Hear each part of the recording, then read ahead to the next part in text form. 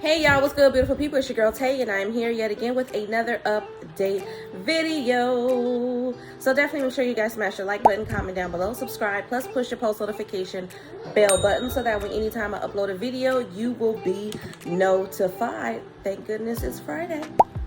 Happy Friday, my loves. Happy Friday. Let's jump right into the news, though. So the first thing we have reported by Yahoo, it says, get ready to spend more at the grocery store. Food prices expected to soar, the USDA predicts. Okay, this came out a couple of days ago on April the 5th to be exact. If you think you're paying $10 for a pound of bacon or $6 for a pound of butter, it's bad. It's about to get even more expensive, okay? Pretty soon you'll be paying even more for just about everything when it comes to eating in or dining out. According to the U.S. Department of Agriculture, all food prices are now predicted to increase. The USDA's food prices outlook for 2022 March report said, okay? The increases are at the highest in decades as grocery prices got more expensive and rose nearly 9% for the year. The USDA's Economic Research Service updated its March report predicting a 4.5% to 5% rise in food prices this year. Eating out will see the highest increase, 5.5% to 6.5%, the report said. Grocery prices are expected to rise between 3% and 4%, you guys, in the coming months. And that's on top of all the other increases consumers face over the past several months. No food category, the USDA said, decreased in price in 2021. And now the USDA revised its forecast upward for all food categories, including meats, poultry, eggs, dairy products, fats and oils, and more. The only category that the USDA revised downward was fresh vegetables. So it looks like we're going to have to eat like rabbits if you want to save some money, because everything else is going to be hell to pay, okay, to put it lightly. Beef and veal had the largest increase in fresh vegetables, the smallest. Prices for wholesale beef are predicted to increase between 4% and 7%, contributing to higher retail poultry and egg prices, the report said, is avian influenza. I don't know what that is. Sounds like some type of virus. But prices for poultry are predicted to increase by 6% to 7% and 2.5% to 3.5% for eggs. And I'm already seeing that at my, sorry, something is in my eye, but I am already seeing that. I know you guys are already seeing that, have been seeing that for a while now in your grocery stores, which not to mention the fact that there's a lot of things that are still out of stock. Comment down below, let me know if you guys are still experiencing grocery stores, your local grocery stores having things out of stock. I know I shop at Walmart because it's convenient, not because I'm in love with Walmart. I don't have nothing against Walmart, but I do shop at Walmart a lot, and that's mainly because I get to have my food delivered. I can get my food delivered through a platform like Instacart, but you have to pay a fee, and I'm not currently paying a fee, at least not a monthly fee, for Walmart. So it's just a little bit more convenient. But the problem is that since the Walmart that I generally shop at is like a super center, so they sell clothes and everything else, plus have a small grocery section, a lot of their grocery items are almost always out of stock, which is really, really annoying. So I still end up having to go to other stores like Smart and Final, Food for Less, Ralph's, to get the things that I can't get from there. But it's still empty shelves. It seems like the only thing that is there is all the unhealthy stuff that we don't need to be eating, like candy. I was surprised at the overwhelming amount of Easter products that were set up, but everyday regular stuff, can't find them. Moving on from that, hold on, y'all. Moving on from that, I had a good one for all of you complainers. Sorry I had to put it like that, but y'all be complaining, and sometimes it just be like, why? Millions more people without children are now eligible for a tax credit that could save them thousands. This actually was put out there by Markets Insider 4 hours ago, okay? I thought this was interesting because I was literally just reading you guys' comments, and like I said, a lot of you guys were complaining about how people with kids are not the only one that needs assistance. We are well aware of that, but you guys, I mean, with your words, you damn near sent people to hell with the way that you be talking about people with children. It's not our, and I'm saying our because I have children. It's not my fault that I have kids, and that doesn't put me in a position to be better than, but it also doesn't put me in a position to be less than as well. So y'all need to stop with that, because like I said, that's not cool. A lot of y'all too old for that. Seriously, you too old to be acting like that. Every time I come on here and start talking about certain resources and things and programs that are available, the first thing you guys want to say is, I don't have kids, and da, da, da, da, da. There are programs that people who have children don't qualify for because they have kids or because they're not a certain age. But it's more likely, since I've been doing this channel, that I'm going to see people who don't have kids or who's in a specific scenario who are going to complain about people who do have children. And it's like, come on, you guys. Seriously, don't be that person. The Earned Income Tax Credit is now available to people who are at least 19 years old. Depending on one's income and number of children, filers can save up to $6,935, okay? The EITC, Earned Income Tax Credit, is a rare break for low-income childless adults who are often shut out of assistance programs. Millions of additional low and middle-income people will be holding on to more cash this year, as long as they remember to fill out the right form come tax season, okay? The Internal Revenue Service expanded the criteria to qualify for the Earned Income Tax Credit this year, giving a permanent green light to those who are at least 19 years of age without children, as well as 18-year-olds recently out of foster care or facing homelessness. Before this year's round of changes, the EITC was only available to parents, childless people between the ages of 25 and 64, and older and younger Americans with dependents. IRS change reflects the federal government's ongoing expansions of the Earned Income Tax Credit to help more Americans struggling financially during the pandemic, with President Joe Biden changing it last year under the American Rescue Plan Act, okay, granting temporary eligibility to all filers over the age of 18 without kids, a change that's now permanent, okay? People filing an Earned Income Tax Credit can claim up to nearly $7,000 in credits, okay? Someone says there are important changes to the EITC that will help this credit reach more hardworking families this year. This is coming from the IRS Commissioner Chuck Reddick's. We urge people potentially eligible for this valuable credit to review the guidelines. Many people each year overlook this and leave money on the table, okay? So now, if you are 18 and over, okay, if you are 18 specifically and just got out of foster care, or you're facing homelessness and you don't have any dependents, you qualify for this tax credit. If you are 19 and over now and you don't have any children, you qualify for this tax credit, okay? The Earned Income Tax Credit has historically existed as a tax break for low to moderate income workers, with credits ranging between $560 and $6,935. For 2022, the exact amount someone receives will depend on their income and filing status. So be mindful of that. You can get up to $7,000 in credits, but all of that will depend very heavily on your individual circumstances, your income, and all of that, okay? The other deductions that you may or may not qualify for, everything as a whole, that is going to determine how much you're able to get. So I hope I put a smile on some of y'all's faces today. Moving on from that, this was interesting. This is in California, and I actually didn't know this was going on in my state. I had actually seen this topic, actually talking about the critical race theory in classrooms. I remember bringing this up to you guys in a previous video. I don't think it was California, but I do remember that there was a lot of pushback from the politicians in that particular state, saying that they didn't want critical race theory taught in schools, and it has reached California. It says the Placentia Yorba Linda School Board has voted to ban the teaching of critical race theory in its classrooms, okay? On Wednesday evening, the board made some changes to the ban before passing it by a vote of 3-2. One change was aimed at convincing the College Board to keep its advanced placement designation on some courses, even if certain topics are not allowed to be discussed. The ban does not specify what would happen if a teacher were to violate the policy. The district is the first in Orange County to pass such a rule. So if you don't know what critical race theory is, it's a way of thinking about America's history through the lens of racism, okay? Scholars developed it during the 1970s and the 1980s in response to what they viewed as a lack of racial progress following the civil rights legislation of the 1960s.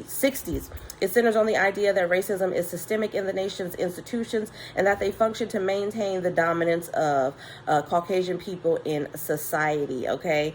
The architects of the theory argue that the United States was founded on the theft of land and labor, and that federal law has preserved the unequal treatment of people based on race. Proponents also believe race is culturally invented, not biological, okay? Y'all let me know. Comment down below. Let me know what you think about that. Honestly, I'm not surprised that there's pushback on this.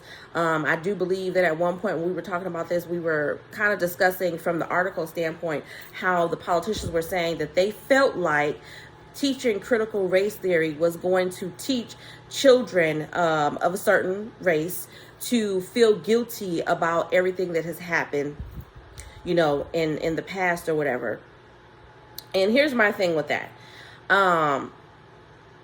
They don't want to teach critical race theory, but they still want to teach us their side of it. There's always two sides of the story in any aspect of life, right? I literally say, I believe personally there's three sides of the story. There's left, there's right, and then there's the truth somewhere in the middle, okay? But at the end of the day, as it pertains to this, being a person that actually went to school and had an education, I can definitely say that there was a lot of ideas, theories, and things that I thought that were not necessary, that I didn't need to know about, that I honestly thought was a load of BS, but it was still a part of the curriculum and something that I had to be aware of in order for me to graduate. So with that being said, I feel like if you're going to teach this side of history, why not teach the other side of history?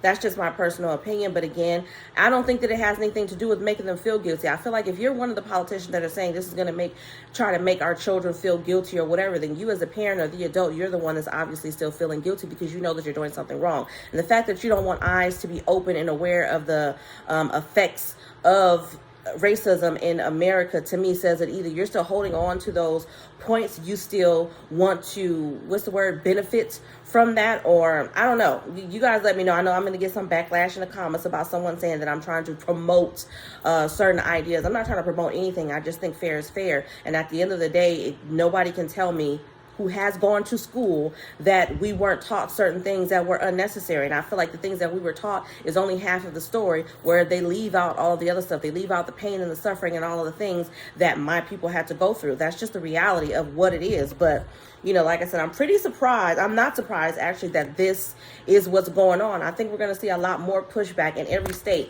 that is trying to get critical race theory taught in schools. There's going to definitely be a lot more objections to this. But the theory also has become somewhat of a catch-all phrase. I'm going back to the article now to describe racial concepts some conservatives find objectionable, such as white privilege, system inequality, and inherent bias. So that's how they feel. I don't agree with it. But moving on from that, the one thing that I did want to talk to you guys about, because this came out yesterday, reported by the U.S. Sun, they're still saying here, the food stamp update warning, SNAP emergency benefits could end for millions if a decision isn't made by the upcoming deadline, which we know is April the 15th. The White House has until April the 15th to implement the extension. Without it, millions of families could see their monthly SNAP allotments decrease. Now, with that being said, everybody should have gotten a increase this year that's permanent. You'll see that on your regular benefit amount. Whenever you get your issuance, that's when you'll see that. What they're talking about in this article, just in case you are new to my channel and new to the subject, is the additional benefits that most people get, which is generally what I go over in my videos. The emergency SNAP maximum allotment that people get for not getting the complete amount based off of their income, their household size, and all of those other factors. It says many states have already dropped out of the increased payment program. Just 33 states have extended the much needed boosted assistance through April. Okay, California, I haven't checked as of yet. We're getting ready to check right after this. But the last time I looked, California is still not on there. I have 34 states on my paper over here. This is saying it's 33 states. The increased SNAP payments or emergency food stamps were put in place to help households on the Supplemental Nutrition Assistance Program, also known as SNAP. Pandemic-related changes saw some new eligibility requirements dropped, meaning households could receive the maximum SNAP assistance possible for their household size. But changes are only in place while both the federal government and the individual states have an emergency or disaster declaration active. And I told you, well, a lot of you guys are already aware that your state most likely has already rescinded their state of emergency or disaster declaration. And for that reason, that's most likely why you're not receiving these extra benefits in your state. Now, I know that we still have an emergency declaration in California, so I'm not exactly sure why we haven't been approved yet, but we're going to look at that right now. But I just wanted to let you guys know that as of today, there still has been no, unless it's coming out at the same time that I am actually recording this video, I haven't seen any breaking news or anything like that to suggest that the state of emergency on a federal level has been extended. Okay, but lastly, let's end off on a good note. Let's talk about emergency SNAP maximum benefits. Wait. There was one more thing that I wanted to talk about with you guys. Hold on. Let me do emergency SNAP real quick. Let me just jump into that. California's on the list, y'all. We've been approved. Okay, so I am going to go over emergency SNAP maximum benefits. I did do it yesterday, but I'm going to do it again today. Okay, just so that you guys go into the weekend already knowing what's going on. So we're going to start off with Alabama at April the 30th. Okay, now this is for April. Again, Alabama, April the 30th. We have Arizona at April the 1st through the 5th. If your last name begins with A through H, and then everybody else is going to be your regular issuance. Now, California is on here now. So I am going to take a look at that because I don't have it written down.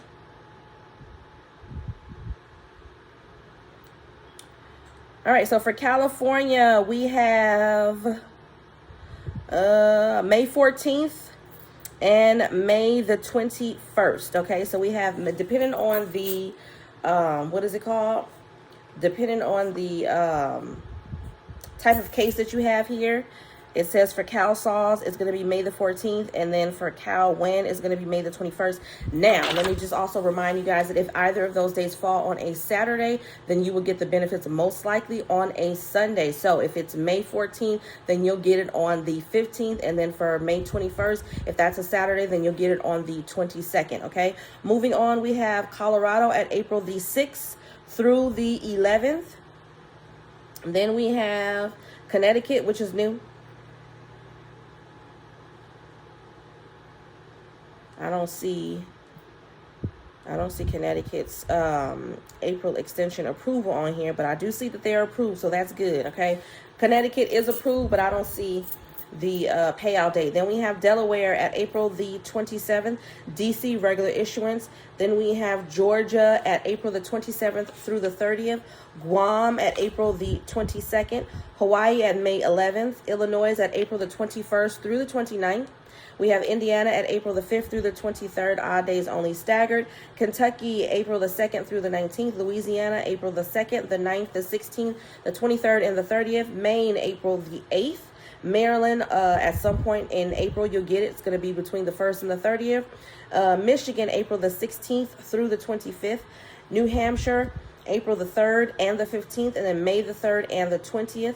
New Jersey, we have, where is it? New Jersey, April the 1st through the 5th. New Mexico, all month long, April the 1st through the 30th. New York City, we have the 15th, and then the 18th through the 21st, the 25th through the 29th, and then for the rest of the state, we have the 11th through the 14th, and then the 17th through the 21st. North Carolina, we have April the 22nd through the 30th, and then May 1st for a final run. Where I got lost, y'all. Hold on. Ohio, April the 27th. Oklahoma, April the 10th through the 15th. Oregon, April the 11th, 28th, and then May 2nd and for a final run. Oregon, let me say that again. Oregon, we have April the 11th, the 28th, and then May 2nd for a final run, okay? Then we have Pennsylvania. Hold up. My phone went blank. Pennsylvania, we have April the 16th, and then we have the 19th through the 23rd, the 26th through the 29th, and then a final run on May the 6th. Rhode Island, we have April the 3rd. South Carolina, we have April the 1st through the 19th for currently approved households, and then the 1st through the 29th for new approved households. Texas is going to be April the 4th through the 8th, so it says today should be the last day, but always give it up until the end of the month for Texas because information almost always comes out suggesting that you guys do that before you start calling in, so give it up until the end of the month. Utah, April the 24th, Vermont, May the 13th, Virginia, April the 16th, Washington, April the 2nd, through the 20th. West Virginia, April the 5th, and then a final on May the 10th. Wisconsin, April the 23rd, and then a final on June 11th. Wyoming, April the 2nd through the 5th, most likely based off of the first initial of your last name. That is all for emergency SNAP maximum benefits. Like I said, I do think that there was one more topic that I've been wanting to share with you guys, and I really want to share that with you guys before I forget again.